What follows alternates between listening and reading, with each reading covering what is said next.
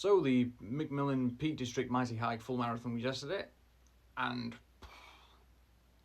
let's just say when I'm doing these videos I've got my legs sort of either cross-legged or out to the side, and after this video's done I'm not moving for a while. I'm getting over me, I think. How's it going, everybody? It's your Moses Prince Steel Tethy Shore, Yorkshire, and today's topic I thought we'd actually cover the sort of less focused on marine reptiles of the Yorkshire Jurassic coast, and that is the Jurassic crocodiles. Ooh, something with a bit more familiarity and something's a bit more snappy. Now, to clear up some confusion before we get into this topic, the word crocodile that I might occasionally use throughout this video actually denotes to crocodilians. Now, crocodilians are a small group within crocodilomorphs, which is what I'm going to refer to a lot of these animals today, which is in the much larger group, Pseudotsuchia, which is actually the overarching group for anything that's crocodile, crocodile-like, or crocodile-adjacent in a weird way. So yeah, these things I'm going to talk about, they're crocodilomorphs, not crocodiles or crocodilians, but yet the true crocodiles are in crocodilomorphs, which means crocodile shape, and that's within Pseudotsuchia, which means false crocodilians, in a way. Baffling, isn't it? But anyways, before we get into these crocodilomorphs, we're going to actually talk about the setting of where a lot of these species actually lived at the time.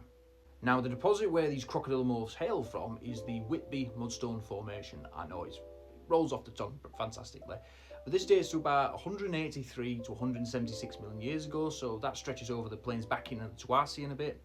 It's notably found across the Yorkshire coast, so it's all the way up from Whitby, which I presume is where it gets its Whitby from Whitby Mudstone Formation. You know, I bet it gets it from there, all the way down to Horska. Horska? I don't know. For some reason, I've decided to put Horska in there, like it's a horse. Now, this mudstone is particularly generally a dark colour with organically rich mudstones. Basically, it means there's lots of life in there. There's a lot of life. Well, it's not living per se, but it is life in a way. It's fossilised. It's very fossiliferous with a lot of ammonites, particularly more famous ones like Dactyloceras and Ildoceras. Now, the kind of environment that this would have been around the time would have been a tropical sea with well-oxygenated waters. This basically meant that, you know, there's a lot of life up and down the water column. And this is post the early Tuarcian extinction event, which saw a lot of oxygen just go, and a lot of the fish on the bottom were like. Now, with it being the early Jurassic, and particularly the Tuarcian and the Yorkshire coast, you're going to have a lot of competition for these crocodilomorphs, particularly the giant 10-metre long Temnodonsaurus, the smaller Stenopterygius, and you've also got some plesiosaurs in there, most notably Ophiosaurus and Romaliosaurus, you know, that big 10-metre pseudo-Liopleurodon looking thing that would have probably bit these crocodilians in half. And so would Temnodonsaurus, but, you know, I don't know, I don't really talk to them anymore. Now, all these Yorkshire crocodilomorphs break down into one particular subgroup of Crocodilomorpha, but in order to understand that, we've got to look at the overarching group that includes them and their relatives, and this is Phalatosaucia. Now, these are very marine-adapted crocodilomorphs that are found from the early Jurassic up until the early Cretaceous, but, I mean, some of those early Cretaceous records could be reworked Jurassic fossils. But anyways, these animals were much more aquatically adapted than, say, your saltwater crocodile, which is ironic because that thing, you know, it loves being up in water, it loves being out in the oceans, but these fellas were much better adapted. They could give saltwater crackers. Now I'm just hungry. But anyways, they could give the saltwater crocodile a run for its money. Now, this fella's back what I'm riding is a teleosaur. Now, teleosaurs are the group that a majority of Yorkshire crocodilomorphs belong to. These look very similar to modern day crocodiles, but they're a bit more streamlined, have a longer snout in general, and have differently shaped osteoderms that actually help them with their streamlined bodies. Now, this fella has a bit more of a funky name. He's a Metriorhynchid. Now, these are basically proto-mosasaurs. These were the crocodilomorphs that went mosasaurs before mosasaurs did it, but then again, mosasaurs did it a lot better. They've got flippers, streamlined body. They don't have any osteoderms, actually. They lost all that armour, and they've got that bilobate tail over there. You can see it's in two bits, you know. These guys tried to do mosasaurs before mosasaurs, but again, mosasaurs did it better. This fella's crying about it. Aww. Now, what's also interesting about the Metriorhynchid is we actually don't find any of these fellas in the Yorkshire deposits. It's a bit funny, I'll talk about it later. Now, your first Yorkshire croc was discovered back in 1748, but wasn't actually described until about 10 years later in 1758, and it was found near Whitby as a result of the alum mining that was around at that time. You know, alum, it was a very sought after substance, and the miners mined a lot of it, and they also found a crocodile, and they thought, well, you know, we've got a croc here, what should we do with it? I don't know, let's give it to one of the local museums, and that's exactly what they did.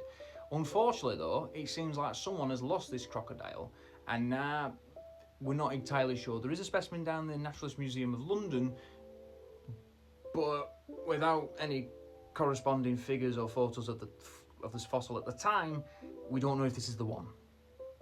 Maybe.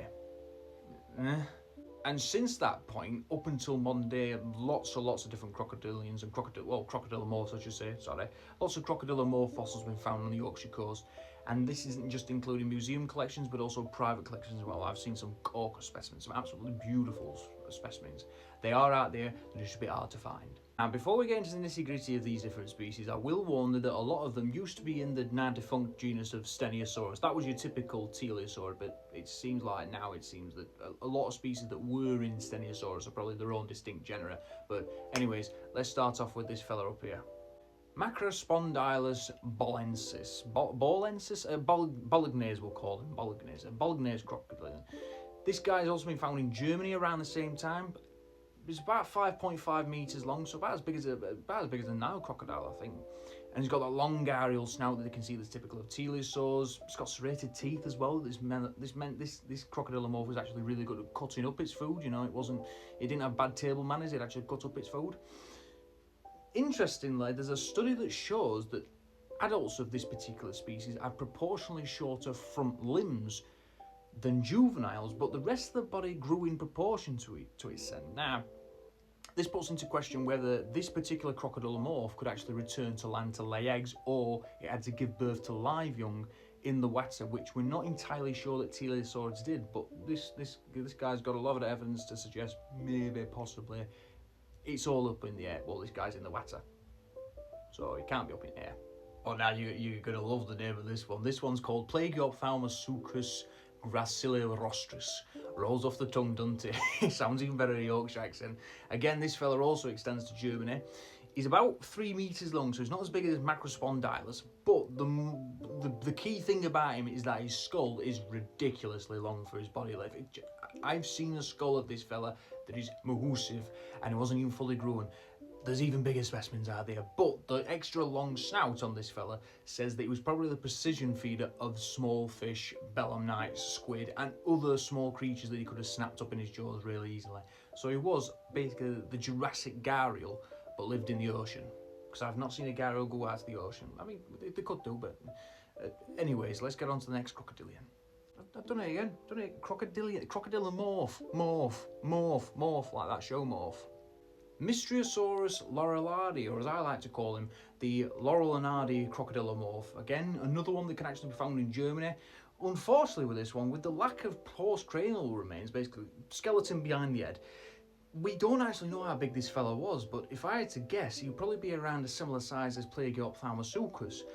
But that's based on the fact that this animal has a proportionally shorter snout than Plagiophthalmosuchus and Macrospondylus, but does have a broader snout and probably better adapted teeth for a bit more crushing and grappling with larger prey. So whether this animal's going after larger prey than the other crocodilians, I've done it again, crocodilomorphs, I should say, it's unknown at this point, but based on the skull, you won't want to mess with him.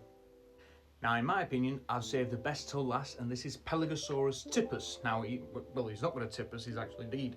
But this guy was found across Western Europe. He's got a bit of interesting classification history. So the first specimen was actually found in Switzerland, but the holotype specimen actually comes from Somerset. But it's one of the classical Yorkshire crocodilomorphs. It's weird that, isn't it? Now, that comment I made earlier about teleosaurids and metriorhynchids probably not being found in Yorkshire, probably.